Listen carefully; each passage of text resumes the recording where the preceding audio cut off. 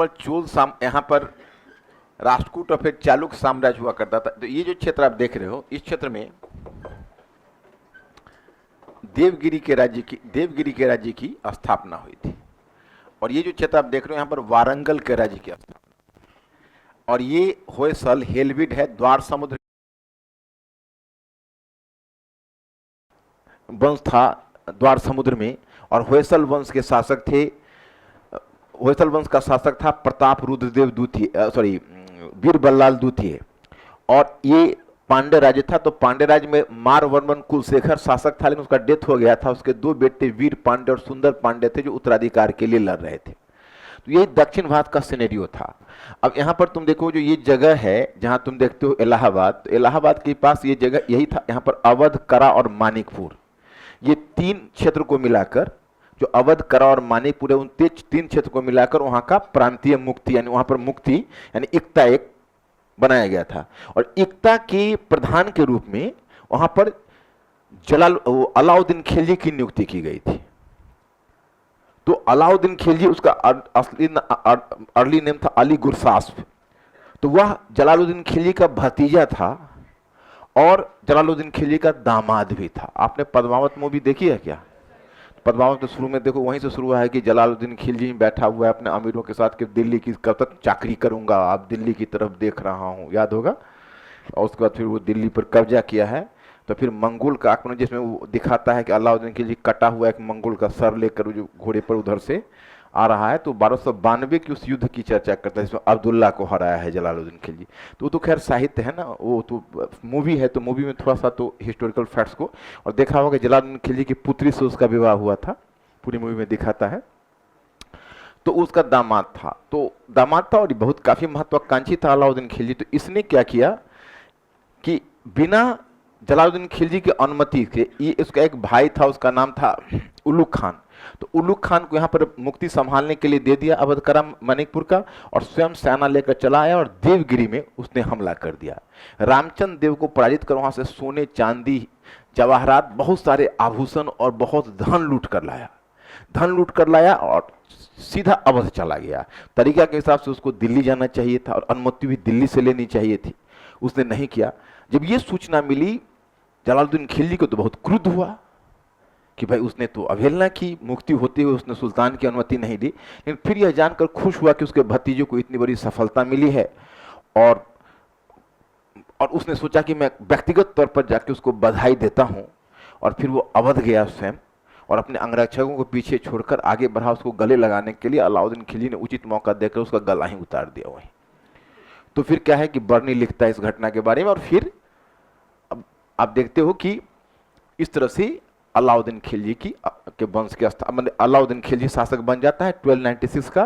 क्योंकि ये जो रणथंभौर के किले पर जाता है, वहां पर रणथंभौर के किले पर उसमें चौहान वंश का शासन है। और किला रणथंभौर का किला उत्तर भारत का सबसे सशक्त किला माना जाता था। जहां से किले पर चढ़ाई करने तो चला गया, लेकिन जब रणथंभौर पहुंचा और जब देखा कि राजपूत लोग जो किले के ऊपर जो पोजीशन लेकर बैठे हुए हैं, तो उसको लगा कि इस किले को जीतने में बहुत रक्तपात होगा। तो उसने कहा, उसके आंखों में आंसू भर गए। उसने कहा कि हम मुस्लिम भाइयों का रक्त नहीं बहाना चाहते, हमारी सेना की इसमें बहुत कैजुअलिटीज होगी। ये कह के वो किले से सीधे वापस हो गया। तो वहां पर दिखाई उदारता, लेकिन खिलजी अमीरों ने सोचा कि ये कमजोर शासक है, ये हम लोगों का सुल्तान बनने लायक नहीं है। और अलाउद्दीन खिलजी उसको ज्यादा पावरफुल लगा, तो उसके पीछे ये सब हो लिए। और जब वो मारा जलालुद्दीन खिलजी को, तो बहुत सारा धन देवगिरी से लाया ही था, वो धन सब में वितरित करके और वह अपना प्रभाव क्षेत्र बना लिया। तो अब आ गए अलाउद्दीन खिलजी। अब तुमको एग्जाम पॉइंट ऑफ व्यू से जो इंपॉर्टेंट है देखते चले। मैंने थोड़ा सा बैकग्राउंड इसलिए बता दिया कि जलालुद्दीन खिलजी से अलाउद्दीन खिलजी के आने में भी छोटी छोटी जो स्टोरी होती है ना, वो बड़ी बाधा उत्पन्न कर देती है टॉपिक से जुड़ने में। और टॉपिक से पूरे जुड़ाव में अगर छोटी छोटी चीज पता रहती है, तो एक टॉपिक से सही मायने में तुम जो कहते हो रीड, फील एंड थिंक, तो बिना फील हुए थिंक नहीं हो पाता है। तो इसलिए मैं छोटी छोटी घटना को दे दिया, इसको एग्जाम पॉइंट ऑफ व्यू से कोई मतलब नहीं है। नीचे ब्रेक दीजिएगा।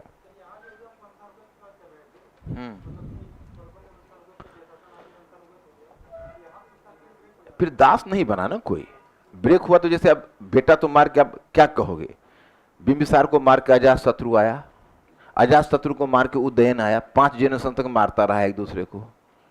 राणा कुंभा को मार के राणा उदा आया, लेकिन महाना सांगा उसका बेटा बाद में बना, तो बेटा ही मार के बन रहा है ना। मुख्य रूप से ये है कि कोई अगर दास मार के बनता तो उसको कहाँ स्वीकृति मिलती। देखो ना, अलाउद्दीन खिलजी के मरने के बाद मलिक काफूर खुद सुल्तान बनने की हिम्मत कर सका। तुमको पता नहीं होगा मलिक काफूर वाली घटना, वो बताऊंगा तुमको कि जब अलाउद्दीन खिलजी से वसीयत गलत लिखवा के उसको 2 बेटे जो युग बेटे थे उसकी आंखें निकलवा के उसने डलवा दिया हजार सुतून के किले में, खिज्र खान को और सल्दी खान को, और मुबारक खान को उसने हजार सुतून के किले में बंद कर दिया। और एक नाबालिग बच्चा था जिसका नाम था सिहाबुद्दीन उमर, 6 वर्ष का बच्चा, उसको बैठा दिया दिल्ली की गद्दी पर और स्वयं बन गया उसका संरक्षक। तो खुद क्यों नहीं दिल्ली की गद्दी पर बैठ गया? क्योंकि उसमें अमीर उसको स्वीकार नहीं करते, क्योंकि वंशानुगत राजतंत्र की भावना। मुद्दा ये नहीं कि वो मार कर आया या प्यार से आया, मुद्दा ये है अगर वो आया तो उसको स्वीकृति मिले,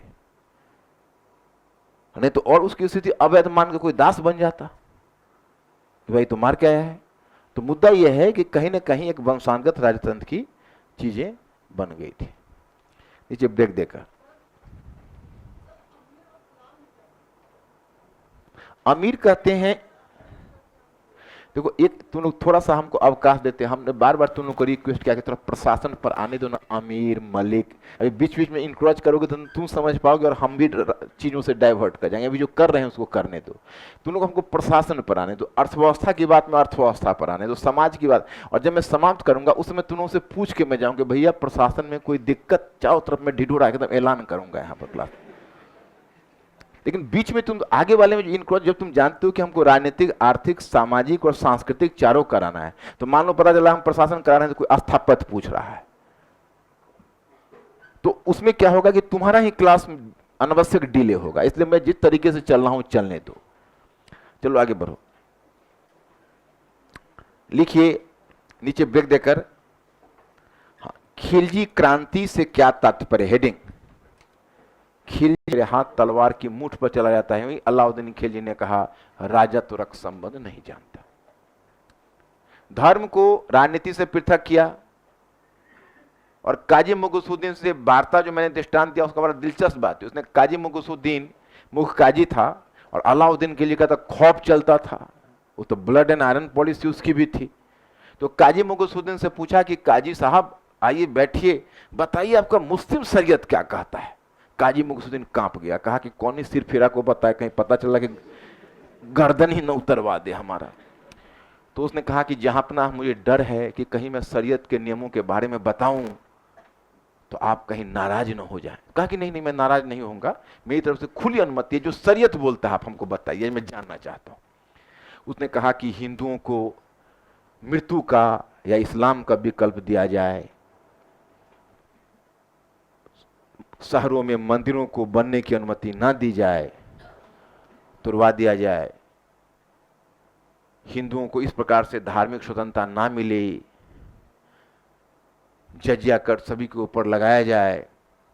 तो जजिया कर तो खैर दिल्ली में उसमें लागू भी था। और इसी तरह से 2-4 और चीजें वो बताई कि कहीं अगर आंखों के सामने मूर्ति दिखे तो उसको तोड़ दिया जाए। तो अलाउद्दीन खिलजी ने कहा कि देखिए मैं नहीं जानता कि आपका शरीयत क्या कहता है, लेकिन मैं वह करता हूं जो राज्य के लिए आवश्यक है। तो मतलब इसका अर्थ लगाया गया कि कहीं ना कहीं उसने नीतिगत धर्मनिरपेक्षीकरण किया। और लास्ट में तुम देखते हो कि यह खिलजी क्रांति उन मुसलमानों का भी विद्रोह था, भारतीय मुसलमानों का विद्रोह उन मुसलमानों को होता है। भारतीय मुसलमानों का मतलब केवल हिंदू कन्वर्ट नहीं है। यहाँ भारतीय मुसलमानों का मतलब है कि भाई अब सवाल यह है कि आपको आए हुए भी हो गए हैं 100 वर्ष से ऊपर, और फिर भी अब गजनी और गुर प्रदेश के बारे में ही सोच रहे हो, और आप हिंदुस्तान को अपनी मातृभूमि नहीं मान रहे हो। तो ये तो सरासर अन्याय है। तो यहां पर मुसलमानों का एक निचले तबके के मुसलमानों का एक वर्ग ऐसा था, जैसे तुम नॉर्मली तुम देखोगे कि जो बिहार, यूपी, एमपी या बाहर से जो दिल्ली आएंगे, कहीं बाहर जाके सेटल कर जाते हैं या कोई टाउन में जाके सेटल कर जाते हैं, तुम्हीं लोगों में किसी को जॉब मिल जाएगा। तो जो बड़ा ही, जिसका गांव में बहुत ही स्ट्रांग पोजीशन होगा और जो बड़ा ही मतलब प्रतिष्ठित सो कॉल जो प्रेस्टिजियस फैमिली का होगा, वो जल्दी गांव को भूलेगा नहीं, क्योंकि गांव में ही उसका रुतबा होगा, गांव में ही उसकी पहचान होगी। आज जिसको गांव में कोई पहचान नहीं रही है वो तुरंत नाता तोड़ता है गांव से। उसको लगता है कि इससे अच्छा तो हमारा यहाँ कम से कम प्रतिभा के बल पर तो पहचान है, मैं यहाँ IAS IPS हूँ, और गांव में इसलिए पहचान है कि मैं यहाँ IAS IPS हूँ, नहीं तो इससे पहले तो मेरे पिताजी को कोई पहचानता नहीं था।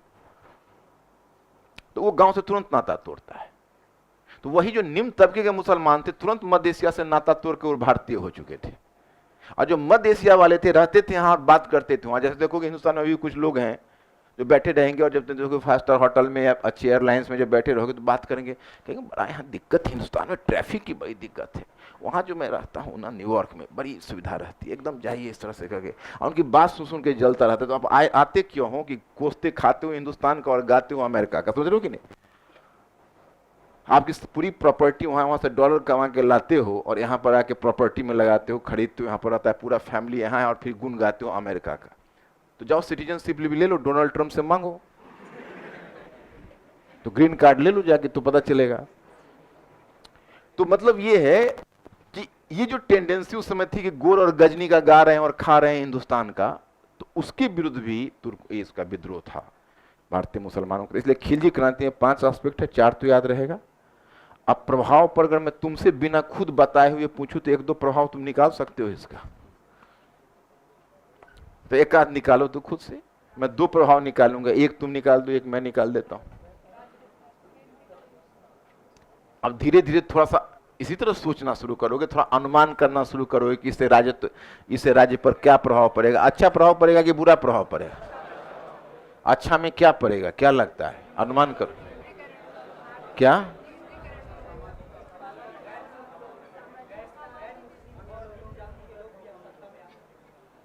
निम्न जाति के लोग सत्ता में आ सकते हैं, तो क्या हमको सशक्तिकरण थोड़े यहां पर देखना है, हमें देखना है इससे राजत्व पर क्या प्रभाव पड़ेगा।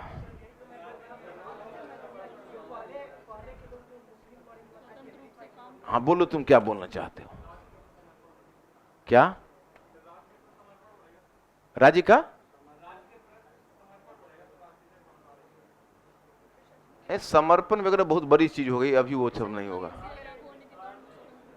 अरे राज्य को विभिन्न वर्गों की सेवा और सहयोग प्राप्त होगा, साम्राज्य निर्माण संभव होगा, साम्राज्य को व्यापक समर्थन मिलेगा, एक तो ये बात होगी। और दूसरा, वो तो पहले पॉइंट में हम कह चुके हैं, आप थोड़ा लेट कर दिए कहने। अब इसके अलावा कुछ निकाल सकते हैं तो निकालिए। क्या? सामाजिक विविधता खंडित हो गई, उल्टा खंडित होगी, माने सामाजिक विविधता एक रूपता हो जाएगी। अब तब विविधता को तोड़ रहे हो तो अच्छी बात नहीं ना, विविधता में एकता बनाओ ना, विविधता को क्यों तोड़ रहे हो?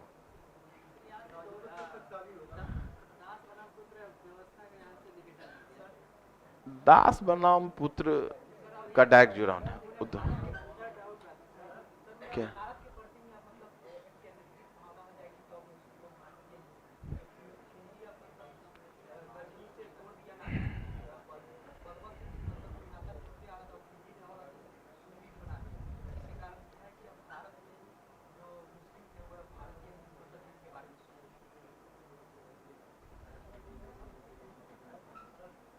हाँ,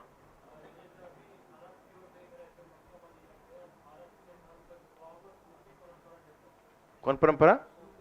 सूफी परंपरा उसे कैसे डेवलप होगी? भारत की तरफ देखिए सूफी परंपरा, सूफी तो वही अरब क्षेत्र से आएंगे तब ना डेवलप होगी। अभी मैं समझ रहा हूं तुम, मैं नई मुल्ला का उत्साह बहुत दूर चले जाते हो, कुछ ज्यादा दूर चले जाते हो, उतनी दूर मत जाया करो भी। हाँ साम्राज्य, हाँ साम्राज्य विस्तार तो पहले एक्चुअली तुम लोगों ने कहा बहुत अच्छा, कहा बहुत अच्छी कोशिश की, इसी तरह आगे कोशिश जारी रखना। हाँ किधर से आवाज आ रही है कोई? हाँ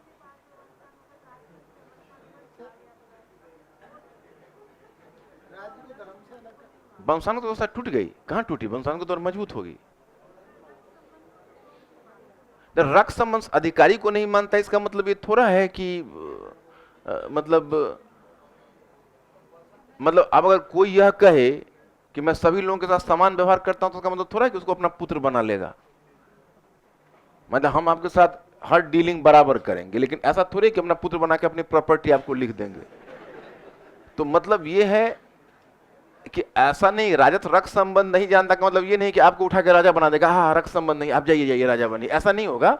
राजत रक्त संबंध नहीं जानता का मतलब कि अधिकारी वर्ग में आपको भी लेंगे, इनको भी लेंगे, इनको भी लेंगे, इनको भी लेंगे, इस दो लिखते हैं। हालांकि तुमने कोशिश की बहुत अच्छा है, इसी तरह कोशिश करोगे, दो चार बार खंडित होगा, संकोच मत करना, बोलना, उसी में स्वीकृति भी होगा, दोनों चीजें होगी। जब धीरे धीरे सोचना तो नीचे पैराग्राफ चेंज करिए। तुम लोगों का किसी का भी ध्यान एक तरफ पर नहीं गया कि धर्म निरपेक्षीकरण हो रहा है, उस पर ध्यान नहीं गया, धर्म राजनीति से पृथक।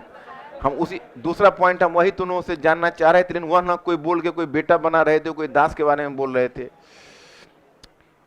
धर्म पर तुमको बोलना चाहिए था। चलो आगे बढ़ो, पैराग्राफ चेंज करो।